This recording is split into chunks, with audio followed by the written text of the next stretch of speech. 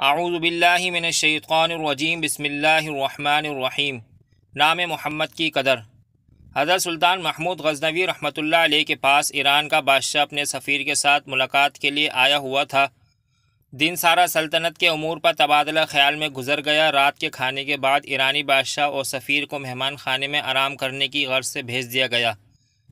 سلطان محمود غزنوی رحمۃ اللہ علیہ خود بھی مہمان خانے میں ہی ایک الگ خیمہ نما کمرے میں ٹھہرے تاکہ مہمانداری میں کوئی کمی نہ رہ جائے۔ تقریباً نصف رات کے بعد سلطان نے اپنے خیمے کے باہر کھڑے غلام کو آواز دی، حسن۔ اس نے پانی کا لوٹا اور خمچی اٹھائی اور کمرے میں داخل ہو گیا۔ ایرانی بادشاہ بڑی حیرت سے اپنے خیمے کی پردہ سے یہ منظر دیکھ رہا تھا اور ساتھ ہی سلطان محمود غزنوی رحمۃ اللہ علیہ کے غلام حسن کا باہر آنے کا منتظر بھی تھا۔ جیسے کوئی سوال اس کو بے چین کیے ہوئے تھا۔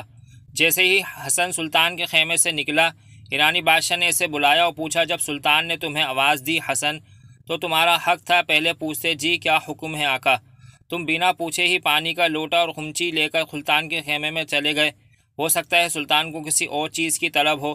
حسن مسکرایا اور ایرانی بادشاہ کو جواب دیتے ہوئے بولا، حضور، میرا مکمل نام محمد حسن ہے اور میرا سلطان ہمیشہ باوضو رہتا ہے، اور جب اس کا وضو نہ ہو تب ہی مجھے حسن کہہ کر پکارتا ہے، اور میں سمجھ جاتا ہوں اب سلطان کو وضو کی حاجت ہے، جو انہوں نے اسم محمد صلی اللہ علیہ وسلم اپنی زبان سے ادا نہیں کیا۔ آج تک میرے سلطان نے بغیر وضو کے مجھے محمد حسن کہہ کر نہیں پکارا۔